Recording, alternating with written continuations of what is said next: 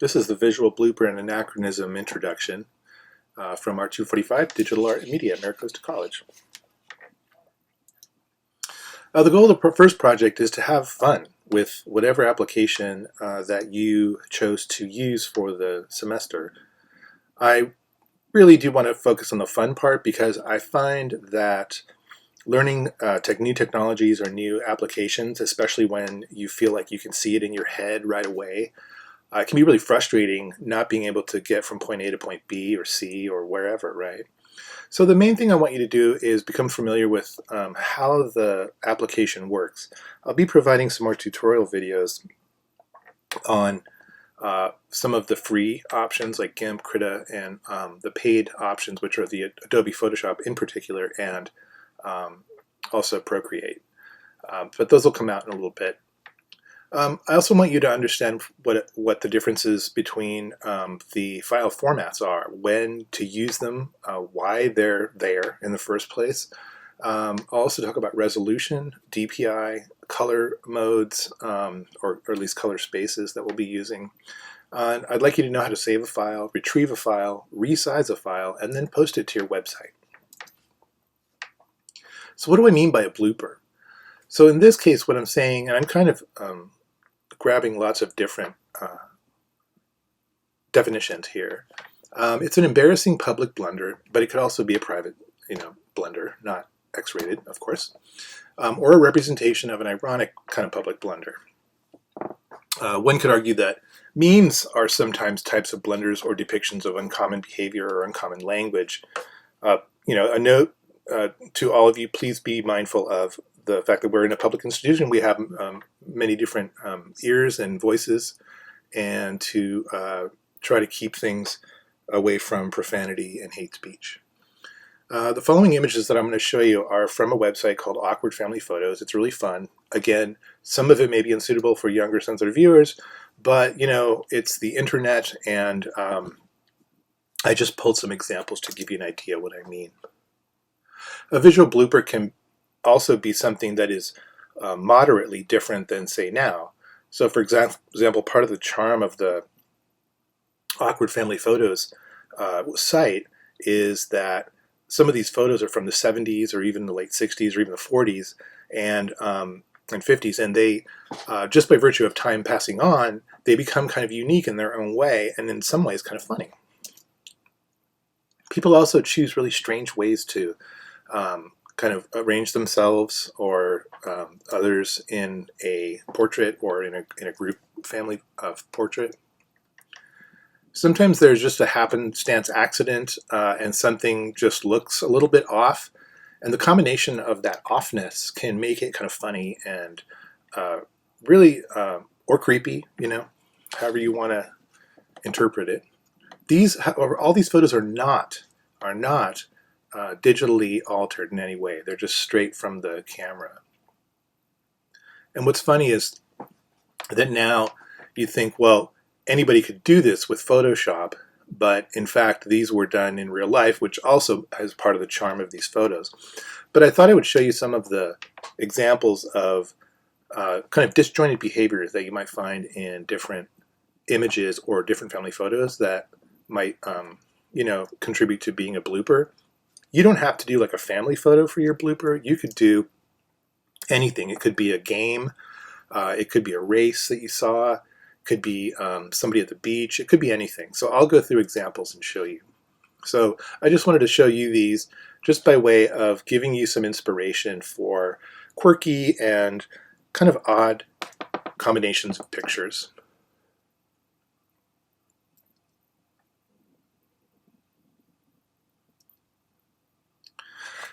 Second part of the project is for you to, you could either pick an anachronism or a blooper. Now, a blooper is one of those funny things, but an anachronism is something that can be funny too, but it's more specific.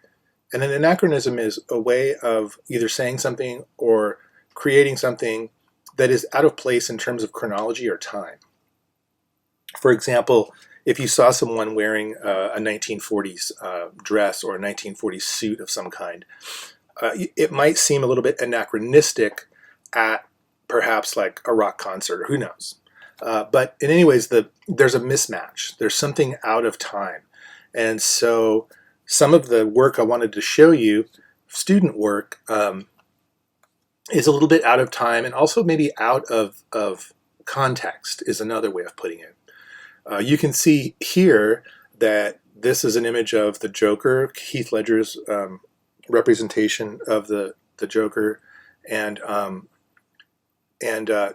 there's a get out of jail free card from the Monopoly game, and there's a little mask on the I guess he's some kind of a industrialist guy. You can see that the Joker's wearing a watch, a Dora watch, and then you can also see an image from the Cheshire Cat. And so keep in mind that when you use images to create a visual blooper or create an anachronism, you're also pulling along all the kind of meaning / baggage that comes along with that picture. So in this image, for example, this is a combination of an actual house that's been shrunk down to look like a dollhouse put inside of a supermarket. You can see over here, I'm going to move my mouse, you can see these stripes here, those were put in by the student. And you can see there's just a sort of conglomeration of really odd, strange things, including SpongeBob. I think that's Plankton, and that's Squidward. And it's just a disjointed, totally weird context for all these pictures to be in the same image space. And that's also something that you could do. The main goal is to just have fun, move some things around, and see what kind of relationships you can create. Here's an example by an artist named Georges Chauveau. He was an impressionist, late 1800s. He was a part of the Pointillist movement. In fact, he kind of was the spearhead of the Pointillists, where this painting here is very, very big.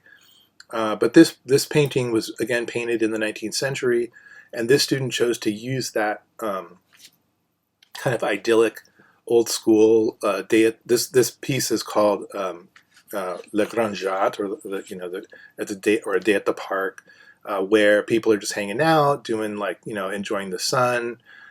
In this case, they've updated it. This was done at the tail end of COVID, so you can see there are some masks there, and this person has updated each of those people with a laptop.